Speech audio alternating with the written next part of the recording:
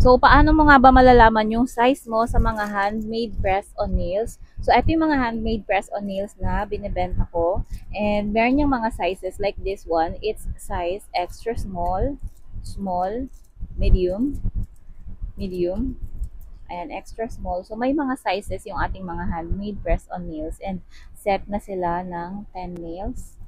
And pag binili nyo yan, meron ng free na nail kit. So, ito yung gagamitin nyo sa pagsusuot ng press-on nails. And the next video, ituturo ko kung paano siya isuot or gamitin. So, right now, tuturo ko sa inyo kung paano nyo makukuha yung nail size nyo. Meron tayong size chart dito. Ang measuring method natin dyan is soft measuring or paper measuring. So, ang gagamitin natin unit is mm or millimeters. And ayan yung mga sizes. Meron tayong size for thumb, index finger, middle finger, ring finger, and little finger. So two ways yung ituturo ko sa inyo. First is yung paggamit ng tape measure or next is yung ruler. So first, sa tape measure, hanapin nyo yung mm dyan, no? So, ang mm natin is, ayang maliliit na yan. Hanapin nyo yung centimeters.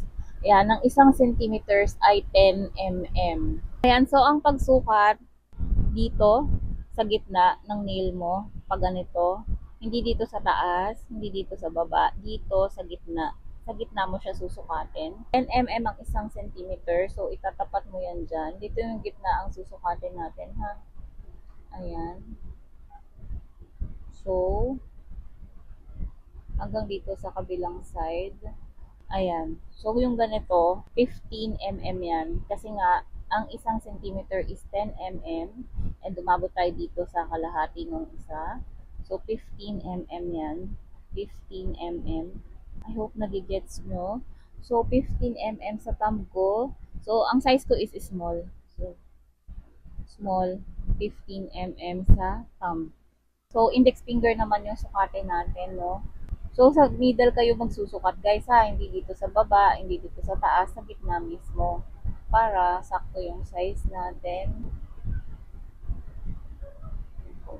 So, this is 11. Ayan, sobra tayo ng isa. 11. Sobra ng isa. Ayan, sobra ng isa. So, 11 yung aking index finger.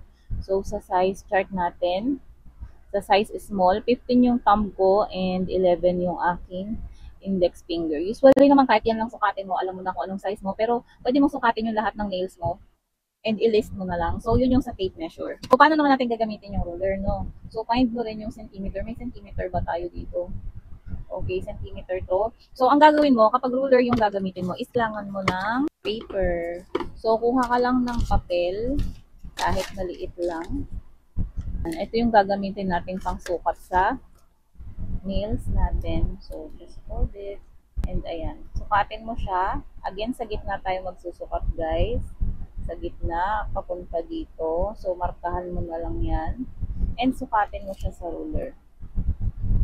Malabo na yung centimeter natin dito. So, ayan, diba?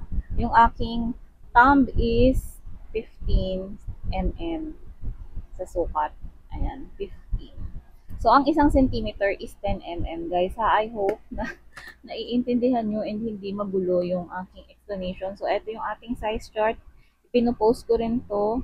Ito yung gamitin yung guide. So, ganun lang yung pagsukat. Super dali lang. Again, kung paper measuring yung gagamitin nyo, ha.